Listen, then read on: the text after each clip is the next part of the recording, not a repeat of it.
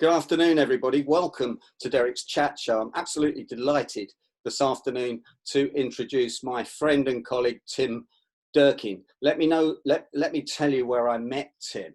I met Tim in Florida, in Marco Island, when I attended the National Speakers Association's winter conference at the Marriott Hotel. And I was on my own and Tim was on his own, and we were at the bar and we got a conversation going, and we met every night for about 4 nights, drinking far too much beer, and became friends. Last time I saw Tim was in Dallas at the speaking convention 2 years ago, when he was kindly running around after the president and doing all sorts of things.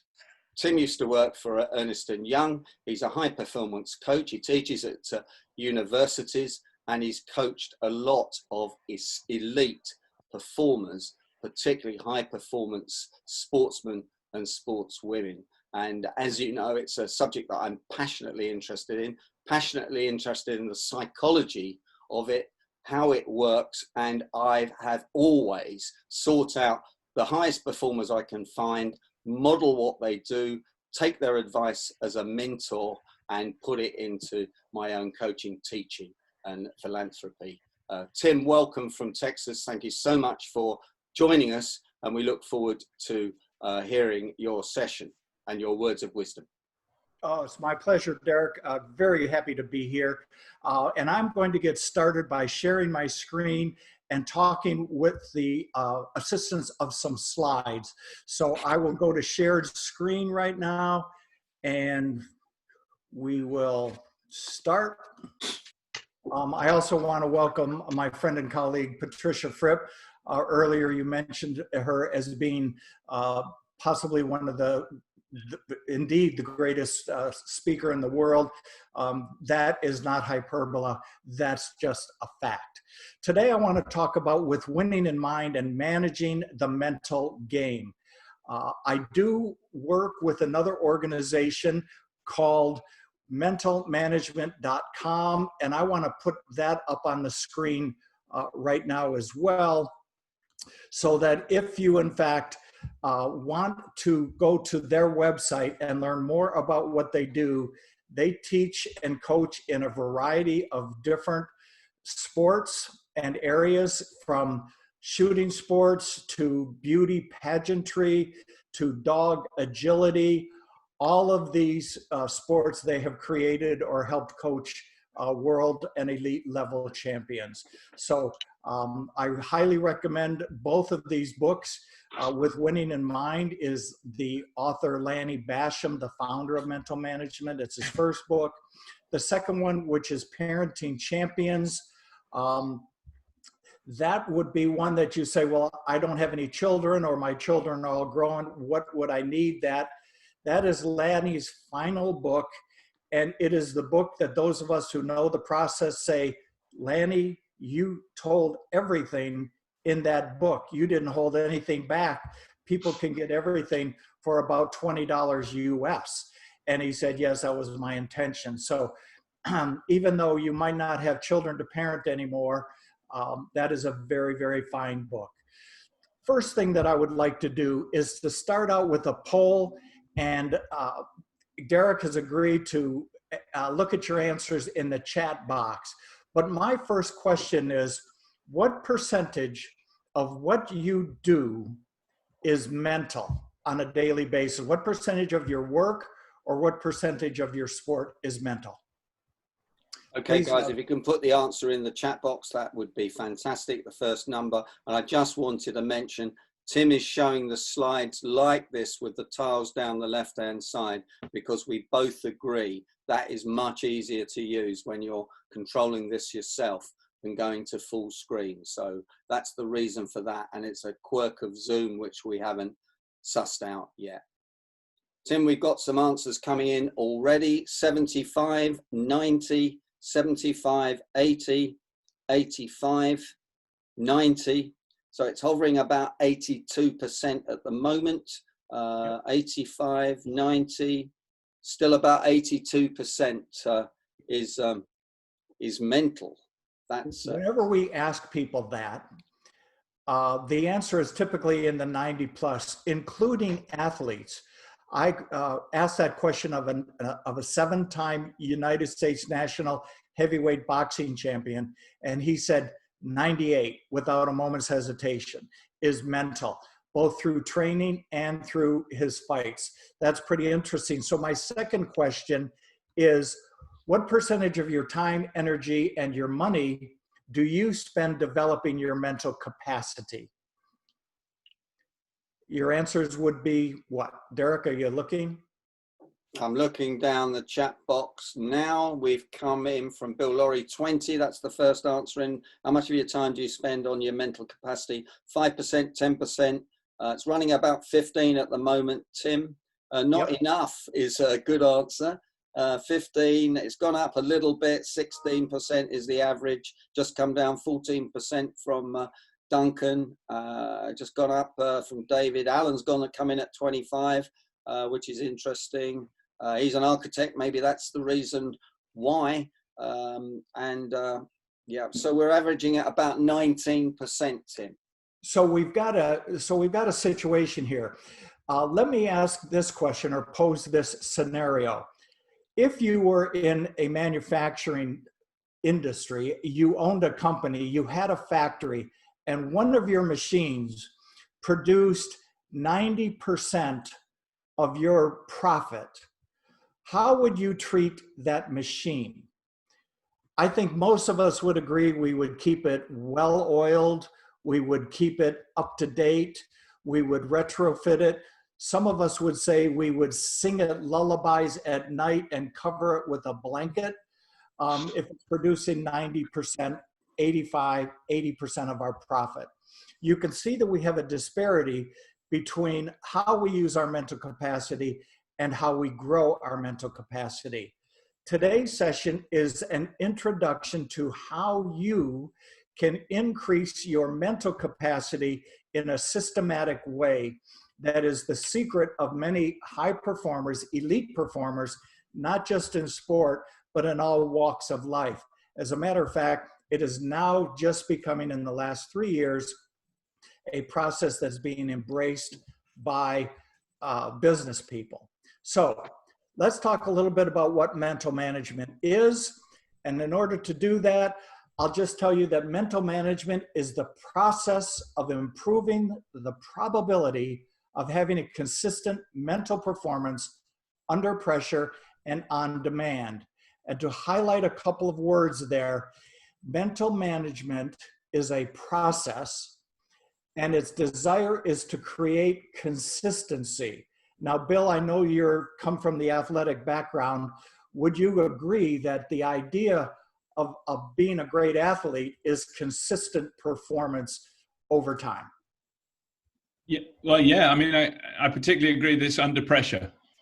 Yeah, and with the under pressure, because there's a different form of pressure at the competing at the local level or performing at the local level and performing at the international or the world or the Olympic level.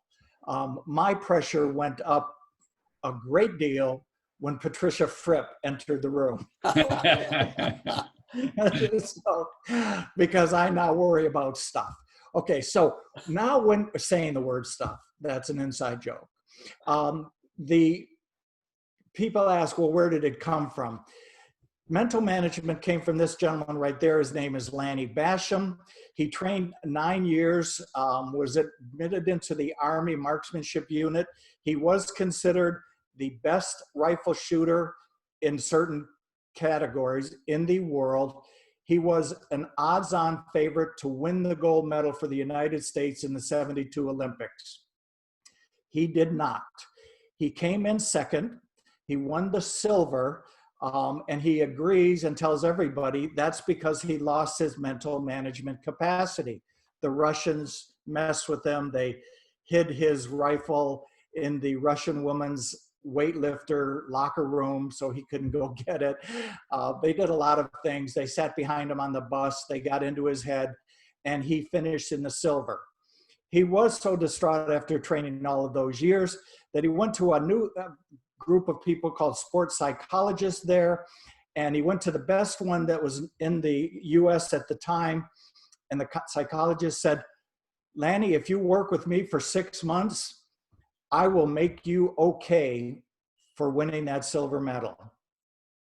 And that's the difference between sports psychology and what mental management does. Sports psychology works on being okay with the problem. Lanny's goal was to win the gold medal, which he did 4 years later in Montreal. Now, his contribution is that he created a system, a mental management system, which includes a model supported by principles. And he not only used it to win the gold medal, but he won the world championships 12 different times. He came runner-up a number of other times. So he then became a coach. Now, who uses mental management? This is a list, or these are pictures representing some of the mental management clients, a lot of law enforcement agencies. The three men on the top row, the one on the left won 6 world titles. The gentleman in the center is a South Korean. He won 2 gold medals for South Korea in the Olympics. And the gentleman on the far right is also an instructor. When he came to Lanny, he was 9-time world skeet shooting champion. He is now 27-time world skeet shooting champion. His rate of missing a clay pigeon is once every 69,000 times. Oh, we also trained the, one of my tips was amateurs practice till they get it right. Professionals practice till they can't get it wrong. There's a good example. We did train the Navy SEALs, all the snipers, such as Chris Kyle pictured there, Marcus Luttrell, the lone survivor. There is a number of PGA golf professionals that we teach, and they make us sign confidentiality. The only one that hasn't is Ben Crane, but there's a lot of names on the tour that you are very familiar with, and either they or their coach are mental management clients. The lovely young lady in the center is Miss Texas. She was my client. She was runner-up for Miss America. The only reason I put her picture up there is because you might find it interesting that after she competed and her year of reign was over, she went to the London School of Economics. She, I believe, still lives in London, and she has a master's degree from the London School of Economics. We coach many Olympic athletes, the current archery champions in men's and women, our clients, dog agility, and so on and so forth. You get the idea. What is a mental system? A mental system defines the optimum thing to think about before, during, and after a task. All right? Here is an interesting statistic that Lanny discovered. 95% of all winning at the elite level is done by just 5% of the participants. Now, I pushed back a little bit on that, but he said, what are the big names in tennis? What are the big names in golf? Take all of the professional golfers, all of the professional tennis players, and a certain level, about 5%, come in as the leaders all of the time. So how do they do that? Why is that? It's a function of the way that they think. It's their attitude, and we're going to talk and get very much in depth on this. Some of them, some of us compete at the I won't level, but a elite performer is absolutely certain they win. When they lose, it's a pretty big shock to them. They're just very surprised, and it's very difficult for them to accept. Now, how is it that they think? Number one, the top 5% know that talent is actually overrated. They do have an abundance of talent. I'm not implying that they don't. Tiger Woods, for example, has an amazing body. The swimmer, I'm trying to think of the swimmer that won all the gold medals for the U.S. Michael Phelps. Yes. Phelps. He has a very, very unique body. All right. But the top 5% are process driven, not outcome driven. In my previous tips that I've given, I said, set the outcome, set the goal, and let it go. Then, because you can't control the outcome, they know they control only the process. They also know that there's an optimum level of effort. And trying 100% is a sure way to lose. People say, well, I'll give it 110%. If you do, you get into overtrying, things will not go well. The fourth point that I cannot stress enough is that elite performers practicing mental management control their thoughts instead of letting the environment control them. Lanny was completely thrown off by the Russians, which surrounded him. They wanted their shooter to win and so on. And he let the environment control him and his thoughts. Final thing is that they understand the role of the self-image, and we'll be getting into that in a little bit. Let's first talk about the 3 mental processes. The first of the mental process is consciousness, all right? The conscious mind, the conscious mental process is about our thoughts.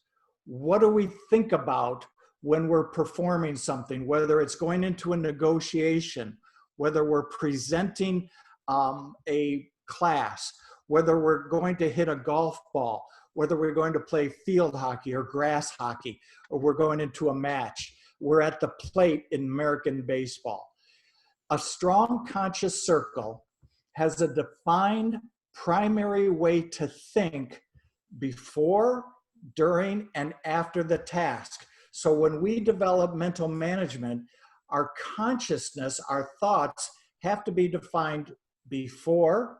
What are we going to think about before, during, and after? We have to also assess what will be the right amount of mental effort. Again, how much do we have to think about this? What do we have to think? And our thoughts, very key, are always synced with what we are physically doing. We are not worrying about how we're going to get home. We're not worried about the argument that we had with our spouse or significant other.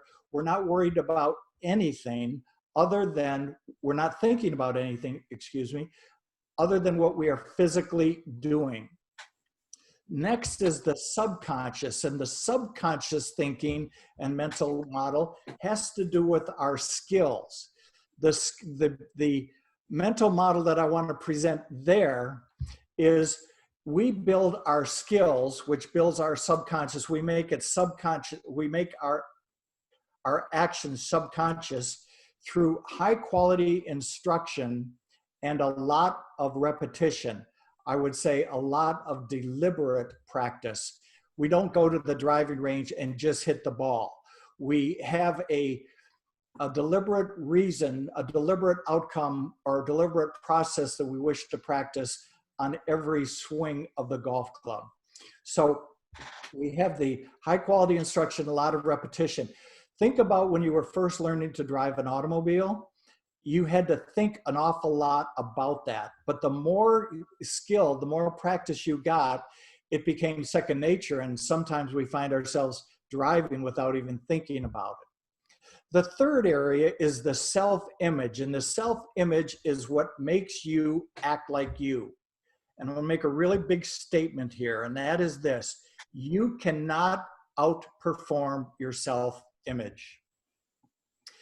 Let me give you an example of that. Let me talk about the strong self-image. A person with a strong self-image and who develops a strong self-image responds instead of reacts. They think about what they're going to say or what they're going to do. They have a very strong belief in their ability, and they're very proactive in protecting self-image. But in the sense of, by way of example, I am not a golfer. I've golfed maybe 4 times in my entire life. I shoot between 100 and 120. Let's say that's my comfort area there. If I finish the first 9 and I've got 36, what do you suppose I'm going to hit in the second 9? Will I have a personal best of another 36 for a par? Or what? Anyone? A lot of it depends on your fatigue, I would think. It depends on my self-image, because if I go out the front 9 and I hit 36, I'll say that's not like me. I am way over my head. I'm very happy, but I think this won't last. And I will do whatever I need to do to get my score up to 100 or 120, because it's very important that it's very important to remember that we are driven by our self-image. That's why so many of these great athletes have incredibly strong self-images. So how do you develop a self-image, or how do you correct a self-image that you don't want? Tim, do you want a quick break while I use the chat box with a question or two? Absolutely. We've got about 10, 15 minutes left. From Patricia, what's the difference between a strong self-image and being cocky and overconfident? I'm going to show you that. Okay. That's about 3 slides down. Okay. Well, that's the problem with introductions, of course. I was going to ask you about Tim Galway's book at some stage, The Inner Game of Golf, which I bought about 25 years ago and was the first book I'd ever seen on sports psychology. So yes, you can pick those up whenever you like. Wanted to give you a quick break. Oh, back to you. I'll show you the difference, because Patricia, thank you very much for that question. I'm very excited to answer that. To deal with your self-image, what imprints on your self-image are actual imprints. If you win a championship, that's an imprint that you're a champion. An environmental imprint might be the house that you grew up in or the house that you live in now. What kind of feedback do you get? What kind of compliments or complaints do you get? An environmental imprint, very, very important. And the imagined imprints are what we think about, what we talk about, and what we write about, because what we think about, talk about, and write about does become our reality, because we imprint. It's not what we say to ourselves that matters, it's what we repeat. So we have this comfort zone, the self-image does. I already explained what mine is in golf. It's 100 to 120, but we have a comfort zone in our weight. Is it like me to eat a big dessert? Is it like me to have an extra helping? Is it like me to avoid an extra helping? We will do what it is our self-image dictates for us. That's incredibly important. Here we have the performance model. I could spend a long time on this, but as we are going to attempt anything, a speech, a golf match, a negotiation, we think about what it is that we're going to do. We move to our skill base, and then our self-image will kick in. We'll start thinking about, well, this is within my ability to do, or this is outside of my ability to do. You can see that comfort zone V there, and that will determine our performance. Once again, I could spend a lot of time on this, but let's start moving towards Patricia's question.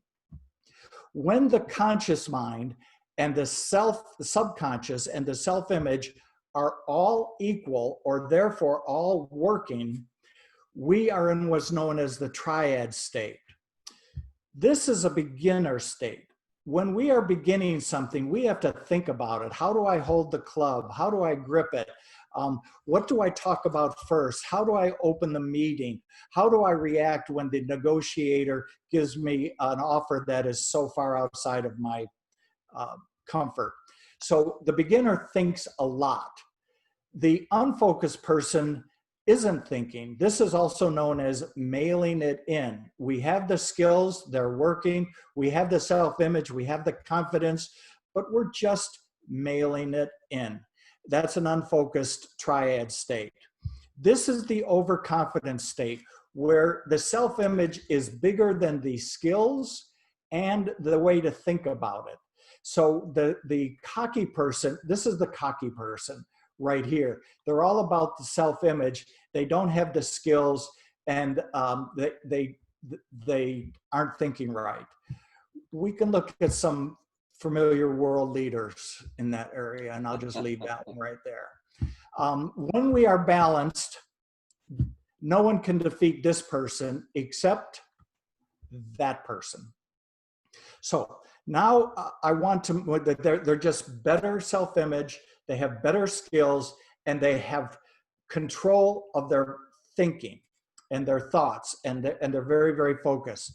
Now let's talk about the 3 phases of a task. This is something that is applicable to all of us, whether we're making a speech, doing a training program, hitting a golf ball, driving a car, whatever. There's an anticipation phase. This is what you think about before the action. This is your preparation.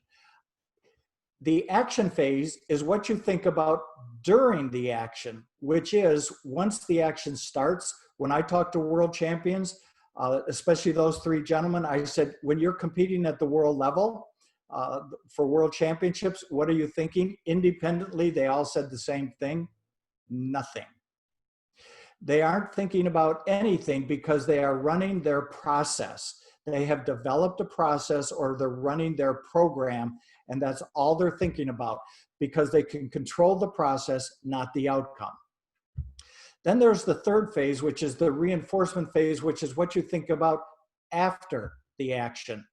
Now, the relationship is in anticipation before, it's about what we think.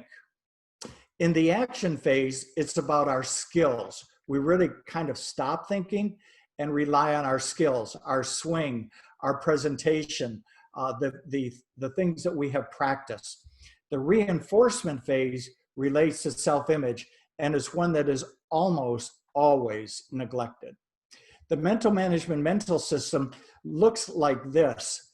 The action phase is when we execute. That's the swing, that's the delivery, that's the meeting. Because mental management was founded based on shooting sports before it got so big into the PGA, the golfing, and so on, we use a shooting term called preload. So the anticipation is what we do before we execute. It is the preload, it's the loading of the gun, it's the swing. If you will watch professional golfers or professional tennis players, they do a little ritual always before they address the ball, before they start anything. They always go through their preload ritual. That's their mental system. During the preload, you determine what the strategy is for the task. How should I open my presentation? How should I open my meeting? How should I make my first offer in negotiations? How should I address the ball? Do I have to get around trees? Do I have to go over a water hazard? Then you commit to the strategy. Now, when I work with the Navy SEALs, or when I talk to Navy SEALs, I actually don't coach them, but I know a number of them. They do a lot of planning before. Everybody can plan, but when they break up planning and they commit to a strategy, it does not change. And it is full of alternatives, but they commit to it. And then they rehearse the process. What do you see golfers do just before they hit the ball for real? They take a practice swing. All right. In the reinforcement, that is the reload. And during the reload, you think about what you did during the action. And that's a 3-step process. It's incredibly important because it relates to the self-image. Here's the 3 steps to reload. Number 1, you evaluate the action. Was it great? Was it okay? Or does it need work? And then you immediately rehearse the correction. Once again, watch your golfers.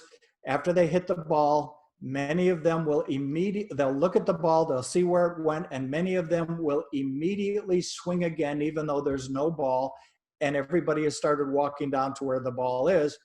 They are rehearsing the correction. Number 3 is to let it go. That is controlling your thoughts, and there's nothing more that you can do about it. You just let it go. and don't carry it to the next hole, the next meeting, the next speech, the next strategy. Now, the anticipation phase and the action phase only affect the task that you are about to attempt. What you do in anticipation and action, just about that attempt. The reinforcement phase, however, affects all of the rest of the tasks for the rest of your life, or the rest of your time in that sport, the rest of your time in that meeting, whatever. The reinforcement is not to be taken lightly. That is a very quick overview of mental management. If I were you and I was going to apply this, I would look very carefully at the process that I use in my meeting or whatever field you're you are involved in. I would take a look at how you think about things, how you prepare yourself. Then I would look at the execution. And as Patricia Fripp knows, we had a gentleman named John Hammond who said there's always 3 speeches you give: the one you intend to give, the one you actually give, and the one you'd give again if you had the choice. That goes to sports too. There is the hit that you want to make, there is the hit that you actually make, and there is the hit that you would do again if you had a mulligan. Tim, or something. Tim, absolutely fantastic. I want to give you a break, give you a chance to have a drink of water or something stronger, although I know it's still lunchtime in Texas. A few comments in the chat box, 1 or 2 comments from me. In neurolinguistics, what you were talking about is called triggers and anchors, of course. Putting yourself in the right frame of mind, the right state before you take the shot. So they're all linked to the same sort of positive psychology. Mark says he doesn't realize what my game of golf is like. Mark says, Tim, if you shot 36 on the outward 9, it would be pretty much to defy belief for you to shoot 64 to 84 on the inward. He hasn't seen my golf, and when I get the jips, which is when you get the shakes, when the mind starts playing games on you, it's very easy to shoot that. And I think there was a guy in the British Open last year that shot something ridiculous like 120, because every shot counts and you have to get the ball in the hole, and he shot 21 on 1 hole. So Mark, I think I may have answered that one. It is pretty possible. Bill Laurie says Rafa Nadal, on the same subject, has a very deliberate and long preload serve. I think I remember that, Bill. It takes about 20 seconds, doesn't it? And it's really boring for us watching it at Wimbledon. I think you're muted, so... You'll see it very often in tennis, especially the reload. As they walk from the deuce court to the ad court, they're typically playing with the strings. They're having a conversation with themselves, and they're letting that shot go if they lost the point. Godfrey wants to know, do you believe in a competitive gene? I've played with some people that are so competitive, it's absolutely ridiculous, and they drive me absolutely crazy, because I believe it's the journey, not necessarily the destination or the win. But lots of people in golf do that. I remember playing squash with someone who had to beat me on every, just cheated to beat me. But that's another thing. What about the competitive gene was the question. A competitive gene as in biology? Yeah, I think so. Yeah, I would say that there are people that can compete very, very well. For example, my friend Todd Bender, that world championship skeet shooter, he has a competitive gene. He will get locked in, and nothing can dissuade him. It's remarkable. He's very, very competitive. John McEnroe has a competitive gene. A lot of them have a competitive gene. Yeah, I think there's something to it. Bill Godfrey, do you want to come in on that? You're unmuted. No, I'm just interested in, again, it's how much you can train yourself and how much is God-given.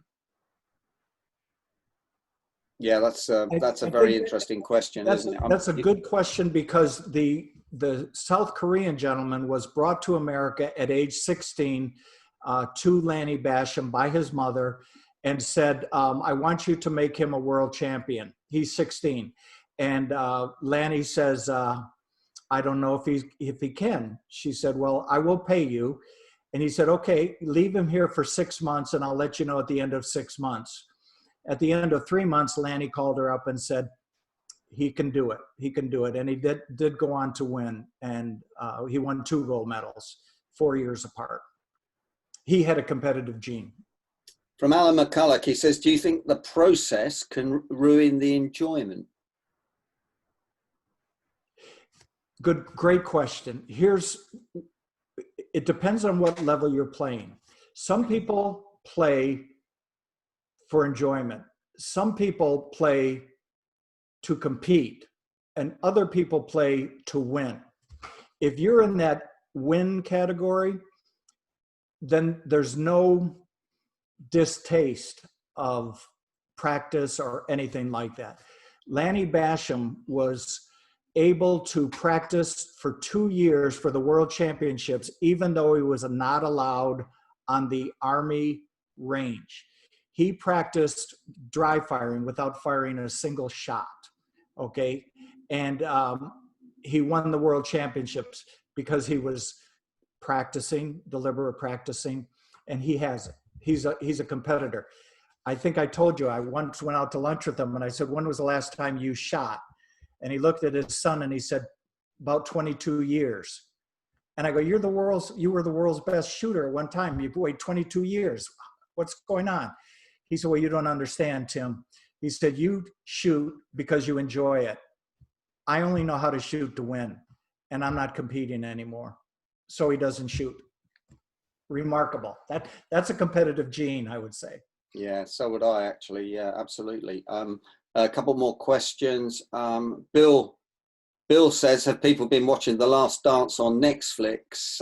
MJ has a competitive gene. I haven't, so I don't know. I'll unmute everybody actually. As I can explain. I mean that's about Michael Jordan and the Bulls in the 90s.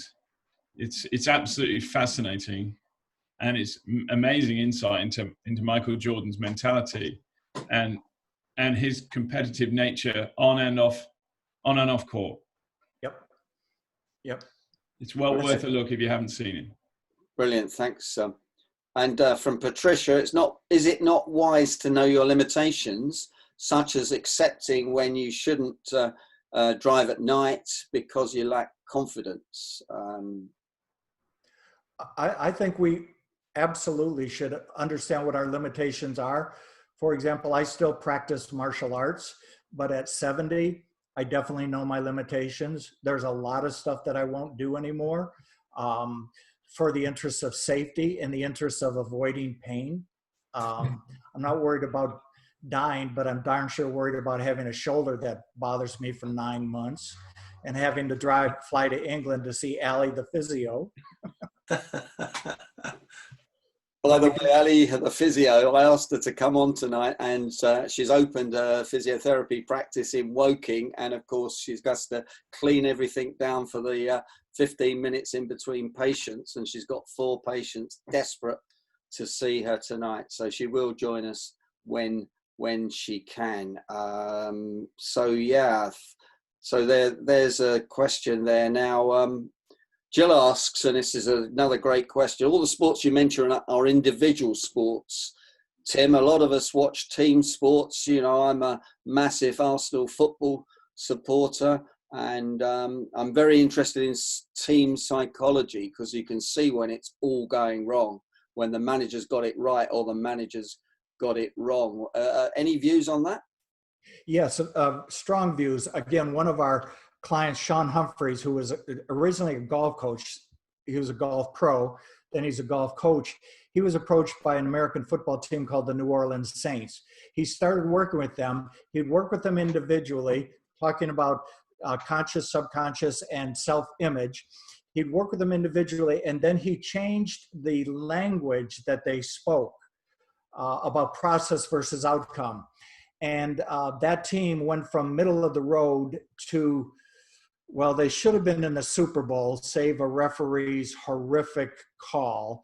They should have played in the Super Bowl after one season. Another example of team sport that uses mental management are the Navy SEALs, the U.S. Marine Recon, and a bunch of other militaries from around the world that I don't even know about. But they're trained in the same way, and they operate as one. The key to this is to develop the vernacular, to develop the language, and use that as a basis for talking together. In other words, this works very well for team sports. Tim, the last question before we turn the recording off and open it up to everybody that would like to ask questions off of YouTube, etc., is from Duncan, who also worked at Ian Watt, Ernest & Young in London, and was with a person who missed the Scotland team by 1/8 of 100th of a second. He said at that level, I might as well have been 10 minutes behind rather than 0.08 of a second. How does that figure?